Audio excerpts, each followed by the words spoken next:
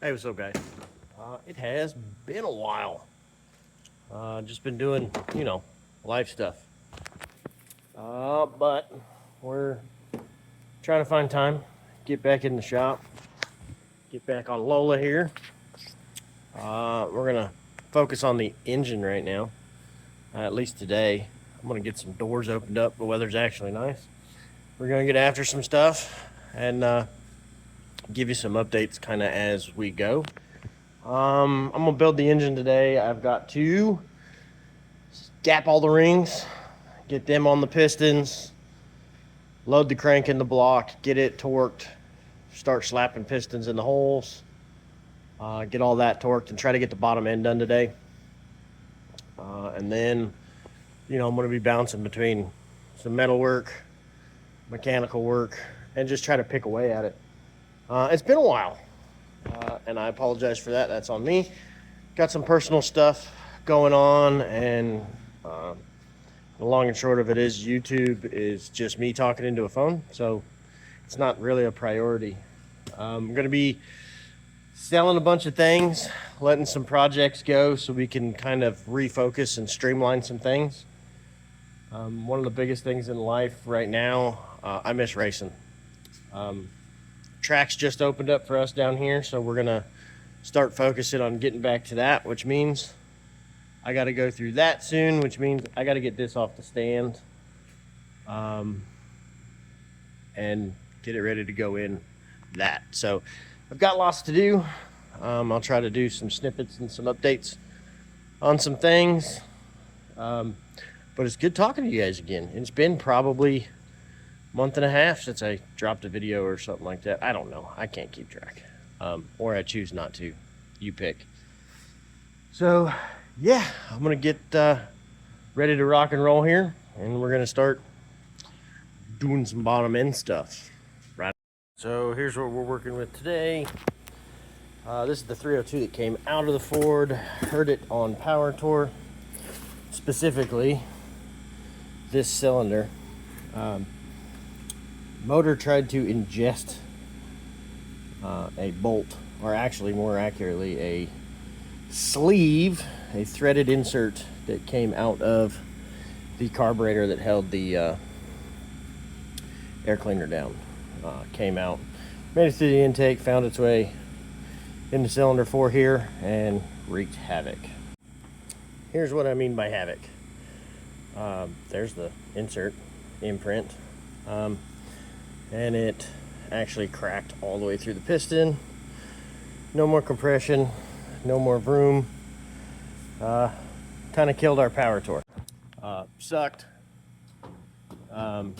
Roadside, my buddy Sam was with me, and to his credit, he pulled over, ended his day also, helped me rip the oil pan off. That thing was knocking. The way it happened, we had thought at the time that perhaps we had hurt a rod bearing, heard knocking, so we pulled the oil pan off. We're looking at the caps, and we were, if it was possible, going to go get some bearings and do just a roadside band-aid and carry on. When we got through with the pan, no rods were hurt. Put the oil pump back in, put the pan on, went to go start it. The knock was still there, and now the oil pressure was fluctuating. We unfortunately ripped the only oil pump gasket we had with us. So rather than hurt the motor any further, called it, brought it home, tore it apart, and here's where we are. So the good news is it didn't get the block. Excuse that it's a little dirty. It's been sitting under some towels, but you can see the cylinder itself is fine. So I'm going to kiss this with just a dingle ball hone. That's what I use. I use that because it's simple. Throw it on a drill.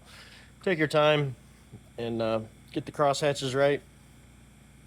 I'll clean this up and I'll start grinding piston rings today. See if I can't get them loaded. Flip the block over, get the crank in first, and start putting this thing together before these parts start going bad. And just get back after it. So that's what I'm gonna do. When you see me again, I'll have some rings ground down for you. One thing to make sure you keep when you buy a new set of pistons, usually you'll get something like this. Tells you the type of use that you plan on using it for. We're going street naturally aspirated because hot rod, sorta. Paperweight right now, I get it. It'll give you the math for figuring out, based on your bore, what your minimum ring gap should be based on what you plan to use it for. We're dealing with a stock bore 302, so 4-inch bore. They've got a top end gap factor of .004, which gives us a minimum gap of .016. What we're going to go is for a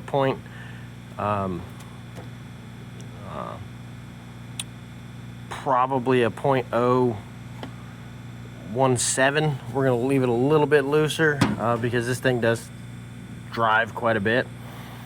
And that's what we're going to gap our rings at. And I'm just using a Proform hand gap ham grinder. Got brand new sealed power rings we're going to go through and put in here. So I'm going to get started on this, and once I get them done, I'll load them on pistons with my fancy pants ring pliers, and we'll get ready to flip the block over, get a crank in it, and hopefully hang some rods in there today, so we can have a bottom end done today. That's the goal. Giving these hookers a workout today. I'm gonna try to put the short block together. Maybe that'll make me happy. Except it has to go in that. Fuck! Alright, and just like that, our engine block is magically upside down. And all our pistons have beautiful rings on them. So we did set them up actually on the tighter end of the math provided by Summit with the pistons. Just because it is going to be a street rod, but I am going to beat on it a little bit. Not necessarily going to the racetrack or anything like that. I've got other stuff for doing that kind of thing. But burnouts at car shows for kids. Rule number one is you're not allowed to say no to that. But the car, or the truck rather, is going to get beat on a little bit in that sense. So I tightened them up a little bit, just so it would make a little bit more oomph down low, and I don't got to wring its neck so much. That's the opposite of what Summit will tell you when doing it, kind of covering their butts a little bit.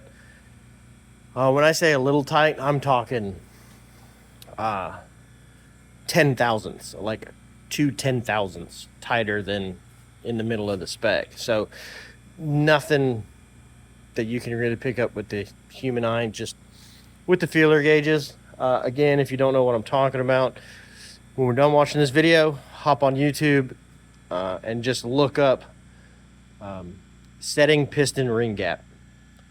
Thousands of videos on it. That's what we just did. So now we're going to get our crankshaft up, main bearings in, and pre-lube the crank, get it set in there, and get ready to torque it and start trying to put a bottom end together. So I've got all my bearings laid out, labeled. Main caps are just off screen over here. Another thing you want to have ready is your rear main seal. So this engine utilizes a 2-piece. Not ideal in my book, just because they're prone to more failure than the 1-piece in the late models, excuse me.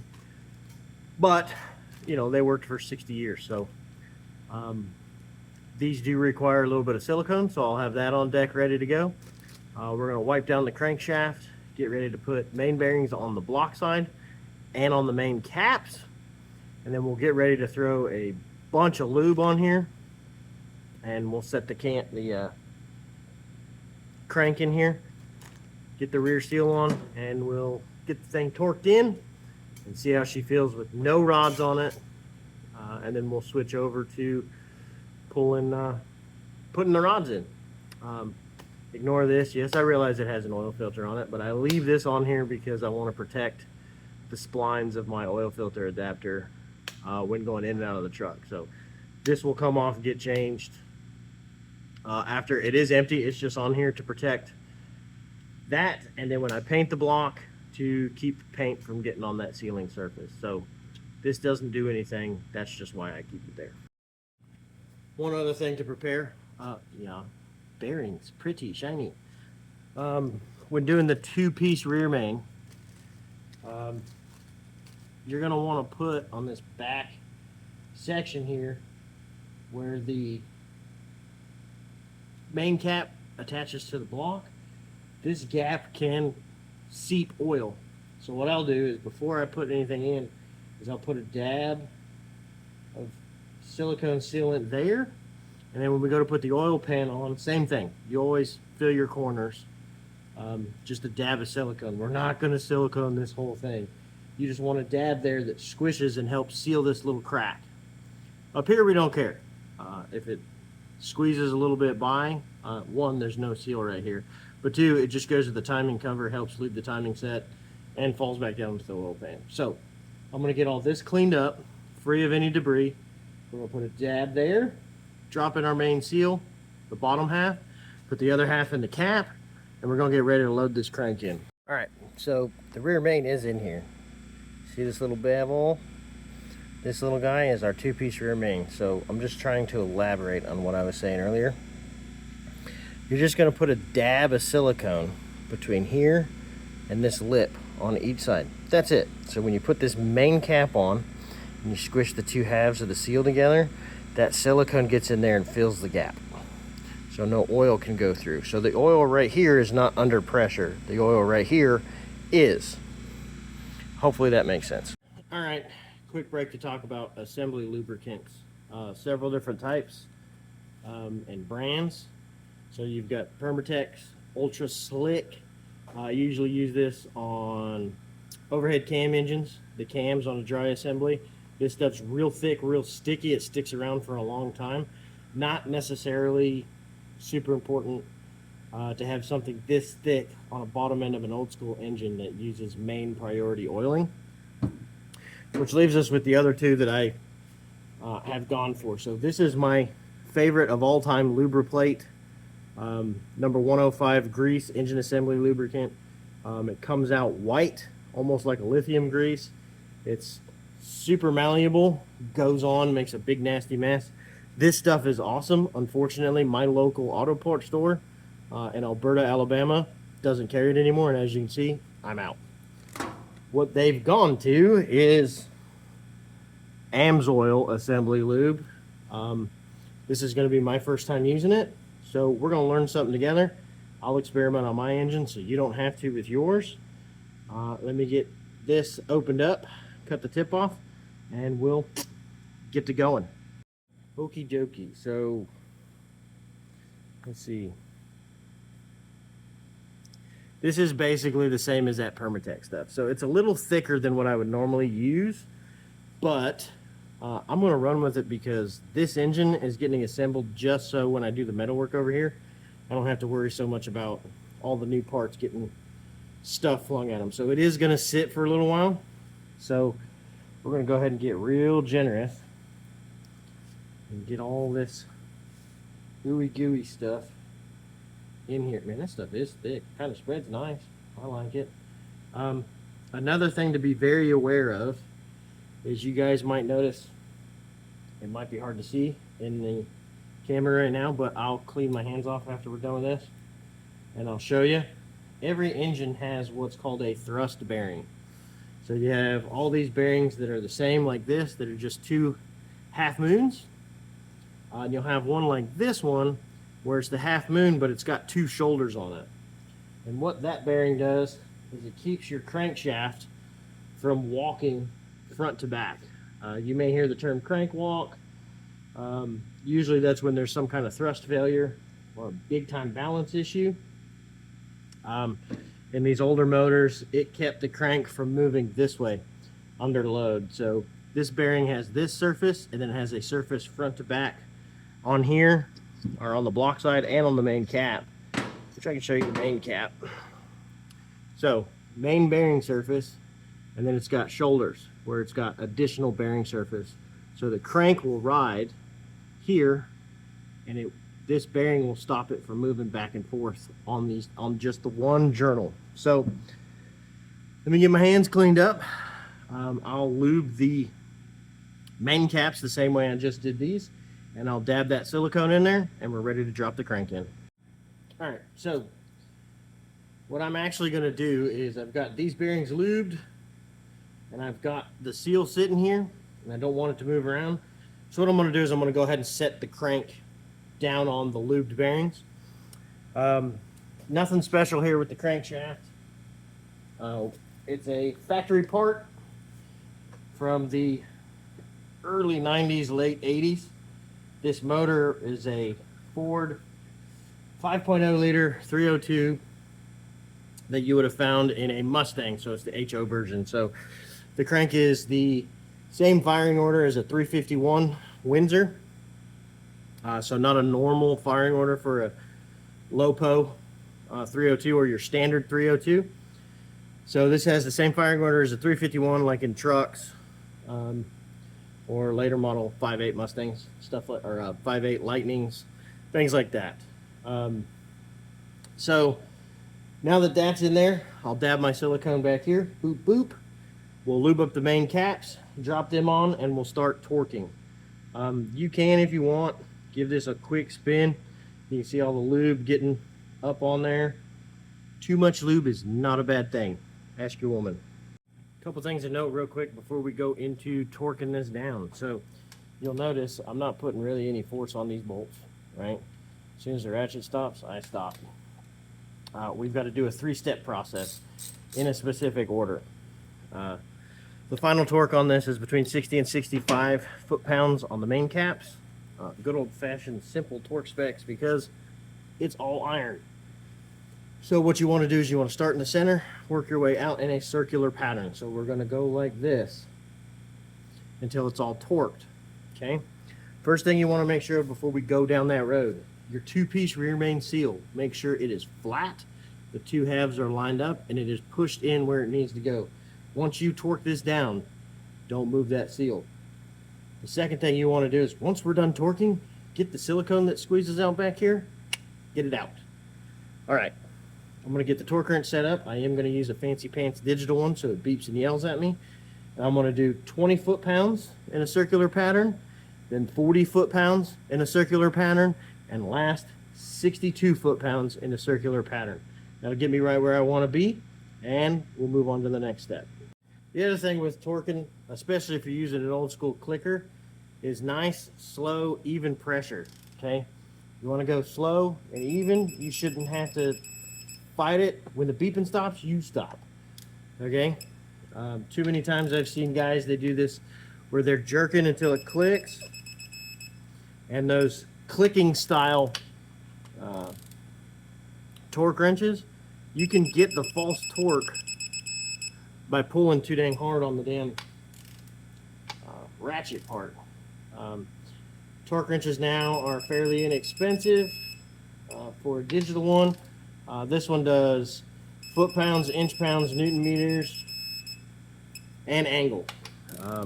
Like I said, during the day, my job is on a lot of late model stuff, and all that stuff is torque to yield. So anymore, you kind of need this type of torque wrench in order to get the same job done. So that was our second time, our second pass through. So now we're gonna get it to our 62 foot-pounds where we want to be. If my thumb will cooperate, we'll get it right. All right, so again, nice, smooth. Get that nice red light saying we made it.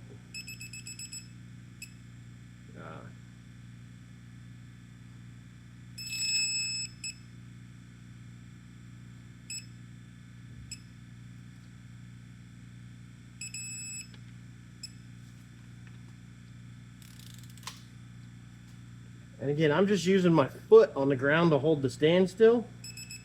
This shouldn't be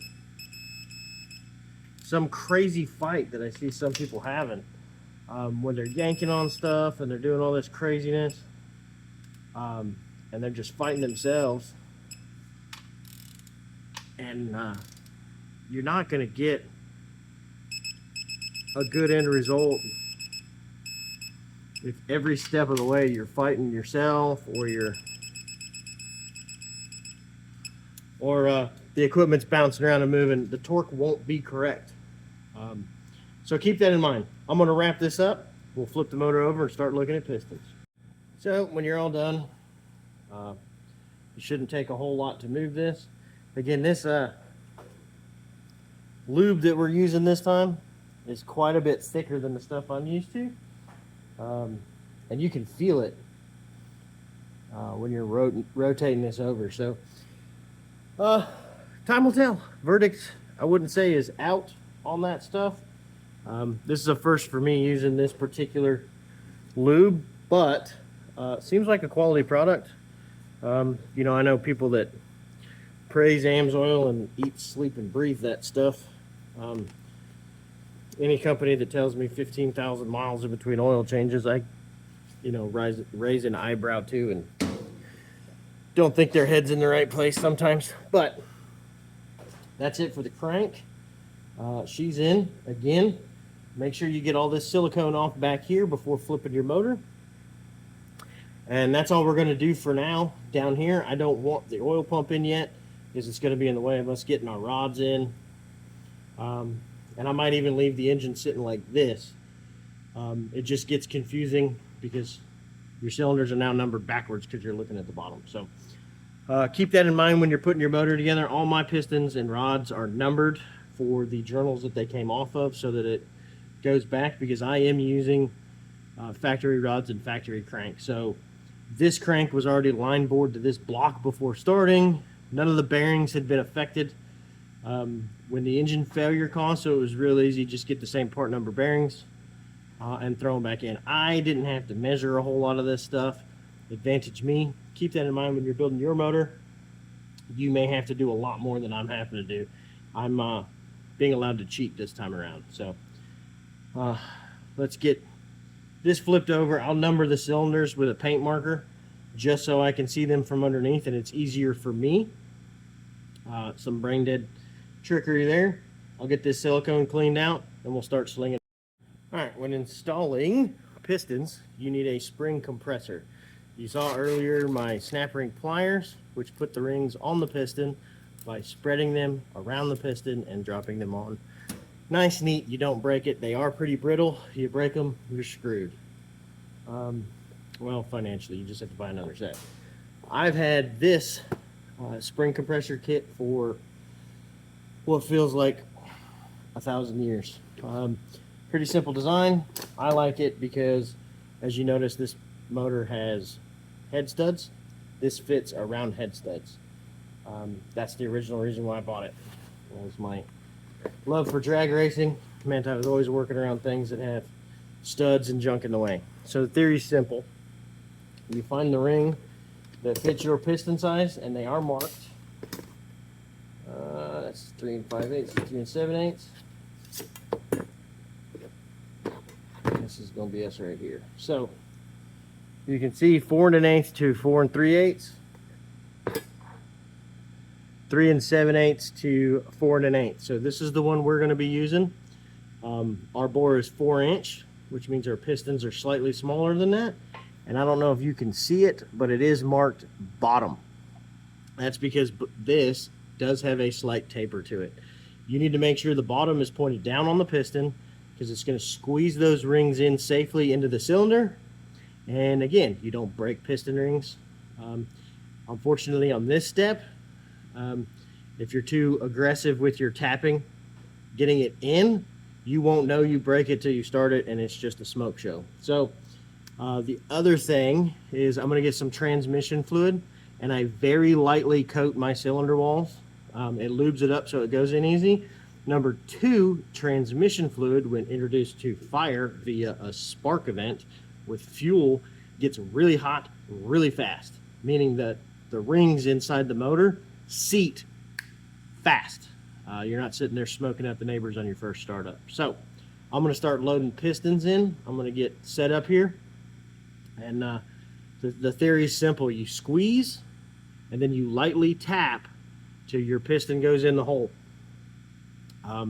Again, I'm not a super elegant human being when it comes to words. So that process can also be found by 10,000 other engine builders. I am not an engine builder. I am just a guy that builds his own engines. Huge difference. So I'm going to get some pistons loaded up here, and we're going to try to do the first one. These also lock, which is nice. So I'm going to try to get this first one loaded in for you. Then we can start lubing up those bearings. I'm sorry. You want to lube your rod bearings before putting them in, so that when it makes contact, you're good to go. If you have vacuum caps, put them over your rod studs so you don't gouge your crank. Position the crank journal that you're working on at bottom dead center for the cylinder you're working on, which means just straight across from it, so that's a straight line between you and the cylinder you're going to be putting in. So I'm going to do this side first, 1, 2, 3, 4, then we'll come back and do 5, 6, 7, 8. We'll torque them all down, and then we'll have a short block. All right, when you're doing this, make sure you know which way your piston is supposed to face. You get that on all the way past all the rings, okay? Then make sure none of your ring gaps line up with each other, or again, smoke show. And that can actually damage cylinder walls. So I'm going to go ahead and start getting this in, and then we'll just keep on going until I got 8 pistons in 8 holes, and then we can torque them down.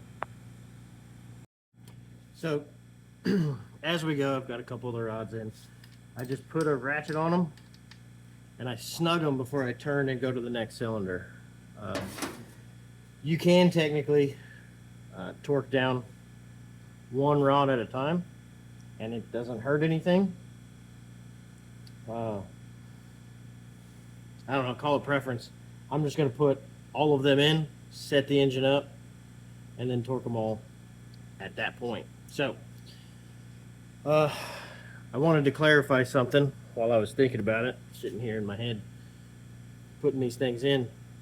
When I said I use a little bit of transmission fluid in the cylinders, I'm talking, take your transmission bottle, tip it, and as soon as some comes out, spread that across the entire length of the cylinder, top to bottom, all 360 degrees, and then take the residue on your hand and put it on your piston ring compression tool. It's just going to help everything go together good. And again, that stuff, it's going to go away really fast on startup. So I'm going to knock the rest of these out. We got a couple in. I'm going to get the other 6 in, flip it up. We'll get them torqued down. Your connecting rods are a 2-step process, at least on this motor. I know on small block Chevys, it technically calls for a 3-step, but the first step is ridiculous. It's like 8 foot-pounds. When you just snug it like that, you're probably more than that. So I do everything in 2 steps on the rods when using factory components. That's the key. If you're using Manley rods or anything like that, go by their specification and how they want you to install it, because they're all different. But when I'm making a mild build, this motor, if we make 300 on it, we'll be lucky and extremely happy. It's just a cruiser, man, that makes tire smoke every now and then and sounds really good going down the road. The cam's going to be lumpy. It's a good bit bigger than the E303 that was in it. So I'm going to get this wrapped up, and we'll have ourselves a short block. I might show you guys when I torque it, but at the end I'll show you where we end up. And that's pretty much going to do it for this video. Again, I'm just now kind of getting back into the swing of things. But I'll wrap this up, do a quick clip with you guys showing it all put together. And the next time we come in, we'll do camshaft, heads and valve train. Tomorrow actually is when I plan to do that. But it'll be a separate video. Not sure when I'll release any of these, honestly. But that's the basics. Let me wrap this up. We'll get it torqued. I'll show you guys where we. All right, so we've got everything in, torqued. She turns like she's supposed to, and we're good. So what I'm going to do now, everything's torqued down. I'm going to do a little cleanup for tonight, and then in preparation for tomorrow, we got a little jug. We got a bag of brand new milling lifters. We're going to start those soaking.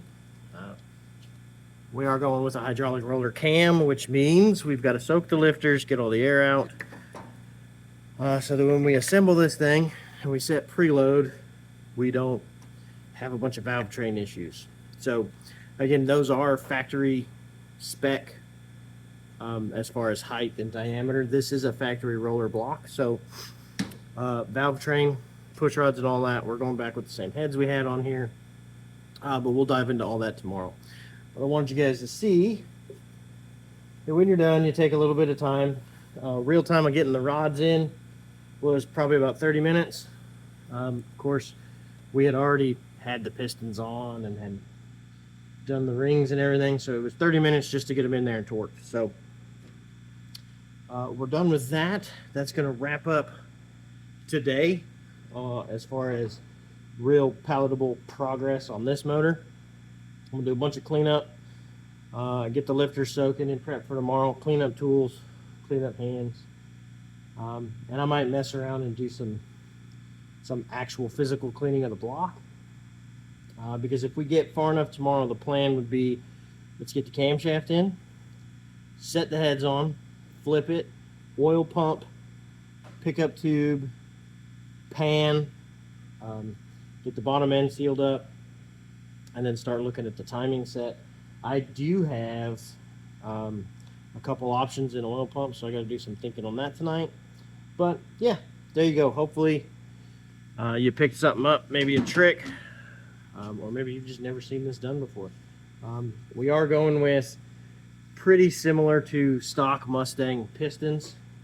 They're a little bit flatter, and they have the valve reliefs a little bit more pronounced.